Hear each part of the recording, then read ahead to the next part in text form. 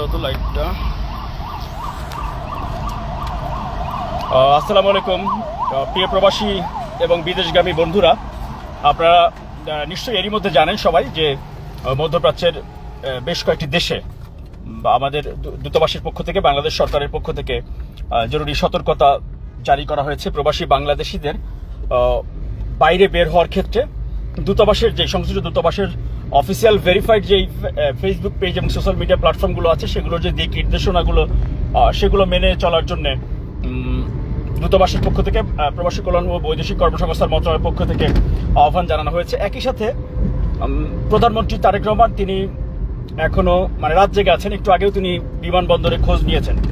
এখন ধরেন আমরা যারা ওনার শুভাকাঙ্ক্ষী হিসেবে বিভিন্ন সময় দাবি করি প্রধানমন্ত্রী জেগে থাকবেন, রাত জেগে জেগে এই প্রবাসীদেরকে বা বিমানবন্দরে বিদেশগামী যাত্রীর খোঁজ নেবেন, আমরা সবাই ঘুমাবো, তাহলে তো সবাই ঘুমালাম, তাই না? তাহলে ওই যে করবো কাজ গর্ব দেশ, এই যে সবাই যে প্রতিশ্রুতি দিলেন বাংলাদেশের দলমত সব কিছুর ঊর্ধ্বে, সেটা তো কোনো অর্থ থাকলো না। এই জন্য মাননীয় প্রধানমন্ত্রী আপনি ঘুমান, আমরা দেশে প্রবাসে বাংলাদেশিরা যারা আছি দলমতের ঊর্ধ্বে সবাই এই সংকটকালে প্রবাসীদেরকে সহায়তা করা, সঠিক তথ্য দেওয়ার জন্য ইনশাল্লাহ আমরা জেগে আছি। এই জন্য আমি চিন্তা করলাম আমার টিম মেম্বার শাহরিয়ারকে নিয়ে বললাম আমরা অন্ততপক্ষে এয়ারপোর্টে এবং প্রবাসীরা যেখানে বিদেশগামী যাত্রী যে হোস্টেলগুলোতে আছে, প্রবাসী যেই হোস্টেল ওয়েজারাস কল্যাণ সেন্টার যেটি বরুড়াতে, অন্ততপক্ষে এই জায়গাতে নিজেদের জায়গা থেকে, আমরা নো বডি কিছুই না, কিন্তু যেহেতু দীর্ঘ বছর আমি প্রবাসীদের নিয়ে কাজ করি, প্রবাস তথ্য কেন্দ্র নামে একটি ডিজিটাল প্ল্যাটফর্মে 12-13 লাখের বেশি সাবস্ক্রাইবার ইউটিউব চ্যানেলে, যেহেতু সরকার নির্বাচন হয়েছে, সরকার গঠন হয়েছে, প্রবাসী কল্যাণ মন্ত্রণালয়ের মন্ত্রী প্রতিমন্ত্রী দায়িত্ব নিয়েছেন, এখন আসলে কাজ করার, প্রবাসীদের কল্যাণ করার সুযোগটি আবার তৈরি হয়েছে। সাংবাদিকতা তো এখন আর সাংবাদিকতার জায়গায় নেই, থাকবেও না। অন্ততপক্ষে একজন তথ্যকর্মী, প্রবাসী কল্যাণ কর্মী হিসেবে অন্ততপক্ষে যেটুকু কাজের ধারাবাহিকতা ছিল সেটুকু করতে চাই।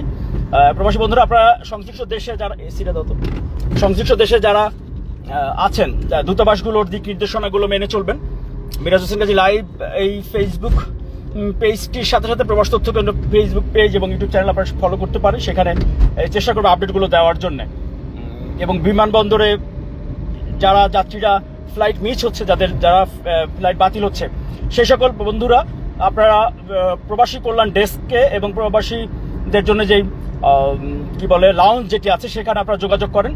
এবং বরুড়াতে রঞ্জনী পাড়া হিল ক্ষেতের পাশে সেখানে প্রবাসীদের জন্য যে বিশেষায়িত প্রবাসী কল্যাণ মন্ত্রণালয় যে হোস্টেলটি আছে ওয়েজারাস কল্যাণ সেন্টার, সেখানে আপনার থাকা খাওয়া সেহরির ব্যবস্থা মাননীয় প্রধানমন্ত্রী তারেক রহমান এরই মধ্যে একাধিকবার খোঁজ নিয়েছেন। তিনি বিমানবন্দরে প্রবাসী কল্যাণ মন্ত্রীও বিমানবন্দরে তিনি নিজে গিয়েছেন, প্রধানমন্ত্রী ও প্রবাসী কল্যাণ মন্ত্রীর সঙ্গে কথা বলে খোঁজ নিয়েছেন। এবং অন্যান্য সরকারি দপ্তরের কর্মকর্তারাও, সিভিল এভিয়েশন, বিমানবন্দর কর্তৃপক্ষ, আরও যারা আছেন বিমানবন্দরে যে সংস্থাগুলো কাজ করে, তারা সবাই কিন্তু নিরলসভাবে কাজ করছেন। কারণ হচ্ছে যে যেটা বলুন না কেন বা যেটা হোক না কেন, প্রবাসীদের জন্যে বর্তমান সরকারের অনেকের কাছে হয়তো ওই যে মনে হবে তো প্রশংসা, হ্যাঁ, প্রবাসীদের জন্য বর্তমান সরকারের চেয়ে তারেক রহমানকে প্রধানমন্ত্রী বলতে স্বাচ্ছন্দ্য বোধ করি না কেন যেন তারেক রহমান বললে ওনাকে বেশি ভালো লাগে, হ্যাঁ, আপন মনে হয়। তারেক রহমান আসলে ওনার চেয়ে বেশি প্রবাসীদের জন্য দরদ কেউ না, কিন্তু উনি তো ওই যে আমাদের মতো আপনাদের মতো পপুলিস্ট কথা বলবেন না, চিল্লাচিল্লি করে কথা বা গলা ফাটায় কথা বলবেন না। জিয়াউর রহমান তারেক রহমানের বাবার হাত ধরেই প্রবাস সেক্টর। আরেকটি তথ্য আপনাদেরকে আজকে জানাই, অনেকবারই প্রবাস তথ্য কেন্দ্র এবং মিরাজ হোসেন গাজী লাইভ ইউটিউব চ্যানেলে, ফেসবুক পেজ আপনার দেখিয়েছি অনেক সময়।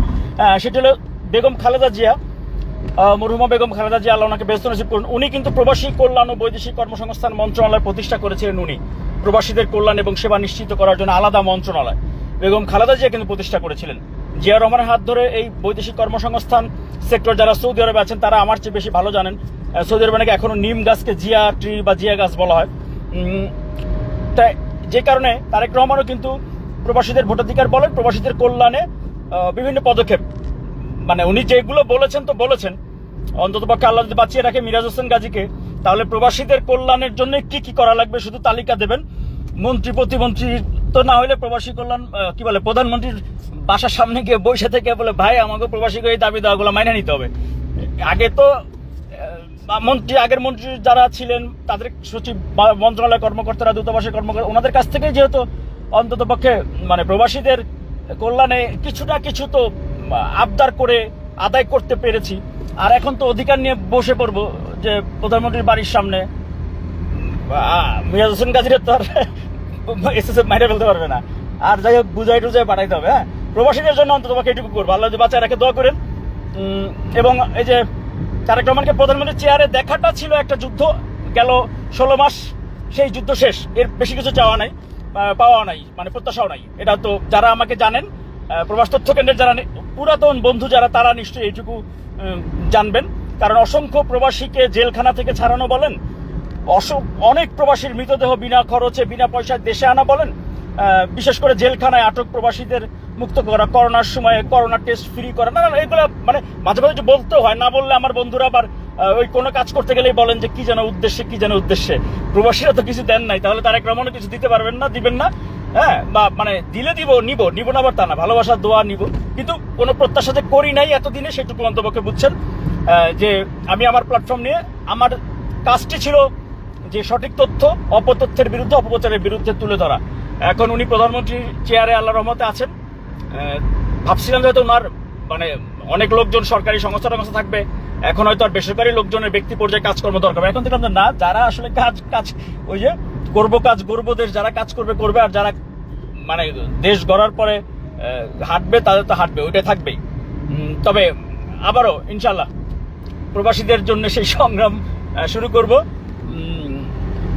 আমি সঠিক তথ্যটা তুলে ধরা, বাস্তবতা হচ্ছে তুলে ধরতে চাই। এটা কার পক্ষে কার বিপক্ষে যাবে। যখন প্রবাসীদের জন্য যুদ্ধ সংগ্রাম করি, তখনও কিন্তু মন্ত্রণালয় বলেন, দূতাবাস বলেন, এজেন্সি আলারা বলেন, মানব পাচারকারী বলেন, কেউই কিন্তু মিরাজ হোসেন গাজীর প্রতি খুশি হয় না। এখন আমার এই পলিটিক্যাল নিউজের ক্ষেত্রে যেটা হয়, জামাত বিএনপি আগে একসাথে ছিলেন বন্ধুরা, কিন্তু জামাত বিএনপি আলাদা হয়ে গেছেন, দোষ হলো আপনাদের, আলাদা হয়েছেন আপনারা। কিন্তু এখন মিরাজ হোসেন গাজী ভাই হয়ে গেছে কি বলে দালাল, এগুলো আমার ভালো লাগে, দালাল শুনতে ভালো লাগে, সমস্যা নাই, প্রচুর করে দালাল বলবেন। আমাকে বইলা অভ্যাস হয়ে গেলে আবার বাড়ির পাশে কোনো বিএনপি নেতারে বললেন না, সে আবার গিরাগাড়ি ভেঙে দেবে না, কিন্তু আবার আমার দোষ দিবেন না, আমারে বলেন, সমস্যা নাই। ওকে, আল্লাহ হাফেজ। প্রবাসী বন্ধুরা, আপনারা দূতাবাসের নিয়ম কানুনগুলো, দিক নির্দেশনাগুলো ফলো করেন। মাননীয় প্রধানমন্ত্রী, আপনি নিশ্চিন্তে ঘুমান। আমরা দেশে প্রবাসে আপনার অসংখ্য শুভাকাঙ্ক্ষী আছি, ইনশাল্লাহ আমরা খোঁজ রাখতেছি, ইনশাল্লাহ আপনাকে চিন্তা করতে হবে না। উনি এটা দেখবেন না, কিন্তু আসলে যে আমার বলা তো হইল, হ্যাঁ, ওনাকে দেখার উদ্দেশ্যে বা বলার উদ্দেশ্যে না। এটা হলো যে আমি বললাম, আপনিও বলবেন, প্রত্যেকের জায়গা থেকে যদি আমরা এই চিন্তাটুকু করি যে আমারও তো কোনো দায়িত্ব আছে, তাই না? নাকি খালি শুধু আমি পাইলাম না, হাই হুতাশ করলাম, তাই তো হইলো না। আমি আমার কাজটুকু করছি কিনা, এটা হচ্ছে ব্যাপার। এই ডাইন পাশে কিন্তু আমাদের প্রধানমন্ত্রীর বাসা আর কি। উনি কিন্তু আমাদের আপনাদের চেয়ে অসহায়, ওনার কিন্তু ঢাকায় কোনো বাড়িঘর, জায়গা জমি কিছুই নাই কিন্তু। ওকে, আল্লাহ হাফেজ। বিমানবন্দরে গিয়ে ইনশাল্লাহ আপডেটটা নেওয়ার চেষ্টা করবো এবং খোঁজ খবর নিব। এখন আপাতত আল্লাহ হাফেজ, অনেক দূর চলে আসছি।